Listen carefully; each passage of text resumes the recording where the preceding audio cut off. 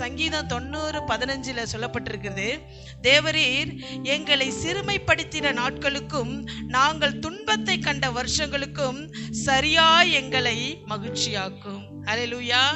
எங்களை எந்த இடத்துல நாங்கள்லாம் சிறுமைப்பட்டு போனோம், அடிமைப்பட்டு போனோம், யார்கிட்ட அடிமைப்பட்டு போனோம், யார்கிட்ட அவமானப்பட்டு போனோம், எந்தெந்த எவ்வளோ நாட்கள் நம்ம அந்த மாதிரி சென்றது.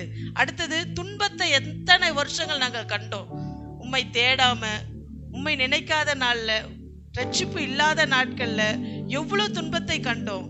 ரட்சிக்கப்பட்டோம், ரட்சிக்கப்படாதவர்கள் மத்தியில எவ்வளவு துன்பத்தை கண்டோம். அந்த துன்பத்துக்கெல்லாம் சேர்த்து எங்களுக்கு சரியான இரட்டிப்பான நன்மையினால ஆசீர்வதிங்க ஆண்டவரே அப்படின்னு தாவீது ஜெபிக்கிறார். ஹல்லேலூயா.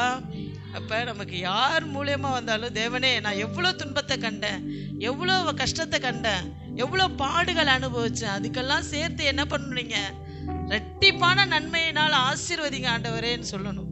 ஹல்லேலூயா.